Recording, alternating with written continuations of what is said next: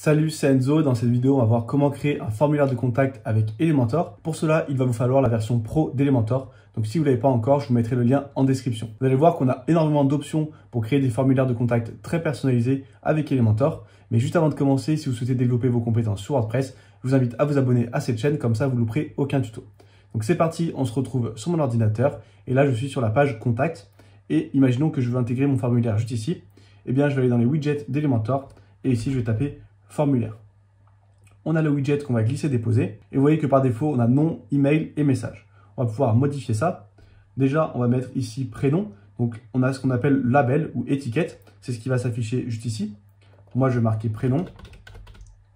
Et ensuite, on a le placeholder. Ça, c'est le texte qui va s'afficher à l'intérieur du champ. Je vais remarquer également prénom. Et si vous le souhaitez, vous pouvez uniquement laisser afficher les placeholders pour gagner de l'espace et enlever à chaque fois l'étiquette. Ça peut être une option de mise en forme. Donc ça, c'est à vous de voir ce que vous préférez. Moi, je vais laisser les deux dans cet exemple. Ensuite ici, est-ce que le champ est requis? On va cocher oui. Il y a une petite étoile qui va apparaître. Là, on a un petit bug de prévisualisation, mais ensuite, l'étoile apparaîtra côté client. Et la largeur de colonne. Donc là, on va la mettre par exemple à 50%. Et comme ça, à côté, on pourra glisser un champ nom de famille. Je vais dupliquer ce champ. Et ici, je vais juste modifier l'étiquette et le placeholder. Donc déjà, on a prénom et nom. Ensuite, on a email. Donc là, il n'y a pas énormément d'options en plus. Enfin, il n'y a même aucune option en plus. C'est exactement pareil. Et ensuite, message. On va pouvoir afficher d'autres éléments en cliquant juste ici. Et je vais vous présenter les différents éléments qui sont présents dans les formulaires Elementor. De base, on a texte. Donc ça, c'est pour du texte simple comme prénom, nom.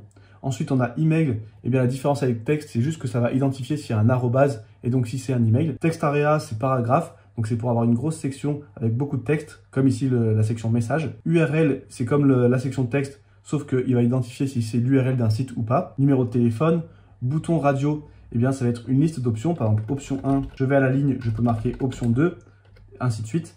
Et la personne va pouvoir cocher une seule option uniquement. Donc ça, c'est bouton radio. Et vous voyez qu'ici, on a checkbox. Et bien là, c'est pareil que bouton radio, sauf qu'avec checkbox, la personne peut cocher plusieurs réponses. Et ici, on a select. Là, c'est une liste déroulante. Et vous voyez que ça s'affiche comme ceci. Par exemple, si c'est pour obtenir un devis, eh bien, je peux glisser juste au-dessus ici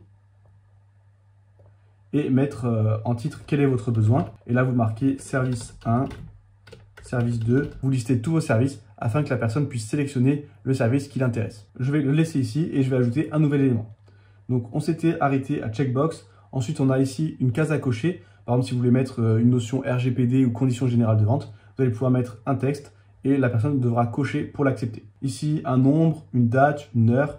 File upload, ça peut être intéressant pour que la personne puisse mettre des fichiers.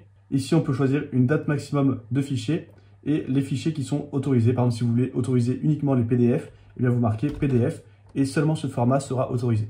Si vous mettez rien, eh bien tous les formats seront autorisés par défaut. Et ici, vous pouvez cocher cette case pour autoriser le fait de mettre plusieurs fichiers. Et ensuite, c'est deux options un peu moins intéressantes. Mot de passe, HTML. Là, c'est pour mettre une section que seulement l'administrateur va voir côté constructeur, mais côté client, ça ne s'affichera pas. Et ensuite, des captcha pour éviter le spam. Une fois que vous avez mis tous vos champs, eh bien, on va pouvoir modifier les paramètres. Ici, on a bouton, on va pouvoir modifier le texte du bouton. Ici, on va marquer par exemple envoyer mon message. Voilà. On peut ajouter une icône juste avant. Ensuite, on a ce qu'on appelle les actions après soumission. On va aller dessus. Vous voyez que par défaut, ça va collecter les données. Donc, ça sera enregistré sur votre site. Et ça va également vous envoyer une notification par email pour vous avertir que quelqu'un a envoyé le formulaire de contact. Mais vous pouvez afficher différentes informations. Par exemple, faire une redirection vers une page spécifique. Par exemple, si la personne a rempli le formulaire, eh bien, vous pouvez rediriger vers une page que vous aurez créée. Vous allez la remercier d'avoir essayé de vous contacter. Et on peut intégrer également des autorépondeurs pour s'inscrire à une newsletter. Ça, j'ai fait une vidéo dédiée à ce sujet, elle s'affiche juste au-dessus. Donc, si vous voulez créer des formulaires d'inscription à une newsletter avec Elementor, eh bien, je vous invite à regarder cette vidéo. Nous, on va rester avec les deux actions par défaut. Et vous voyez qu'ici, on peut les configurer. Collecte, submission, bah là, on n'a rien à faire. Ça va justement se retrouver dans un onglet spécifique d'Elementor avec toutes les données qui ont été collectées dans les formulaires. Et dans email, on va pouvoir définir à quel email on envoie. Et on peut mettre plusieurs emails en séparant avec une virgule. Vous allez pouvoir taper plusieurs adresses email qui recevront la notification. On peut également changer le sujet et le message. Je vous conseille de le laisser par défaut. Par défaut, vous aurez toutes les informations qui ont été saisies dans le formulaire. Donc, c'est suffisant. Et dans options supplémentaires, on peut afficher ici custom message. Et ici, vous allez pouvoir traduire les messages qui vont s'afficher, par exemple, quand le formulaire a été envoyé. Et bien, on peut afficher un message. Merci pour votre message. Et ensuite, on peut traduire ici en français les messages d'erreur. Dans Style, on va pouvoir personnaliser un peu l'apparence. Donc là, Column Gap, vous voyez que c'est l'écart entre les colonnes. Et Row Gap, c'est l'écart entre les différentes lignes. On va le laisser par défaut. Ensuite, je peux également augmenter l'espace entre l'étiquette et le champ. Vous voyez que si j'augmente, ça me rajoute de l'espace. Et je pourrais également modifier la typographie de l'étiquette. Pareil pour le champ, je peux modifier la typographie du placeholder. Et pour le bouton, on va pouvoir modifier les couleurs d'arrière-plan, les typographies. Par exemple, en couleur d'arrière-plan, eh bien, je vais reprendre la couleur de ma charte graphique. Voilà, vous voyez que vous pouvez très facilement créer vos formulaires de contact avec Elementor Pro et qu'on a beaucoup d'options. Si cette vidéo vous a aidé à créer votre formulaire, je vous invite à liker et commenter pour améliorer son référencement. Si vous n'êtes pas encore abonné à la chaîne, vous êtes libre de le faire dès maintenant en cliquant juste ici. Et si vous débutez sur WordPress, je vous conseille de télécharger les 17 ressources WordPress indispensables. C'est le bouton juste en dessous.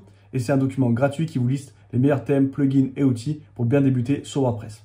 Et on se retrouve très bientôt pour une nouvelle vidéo.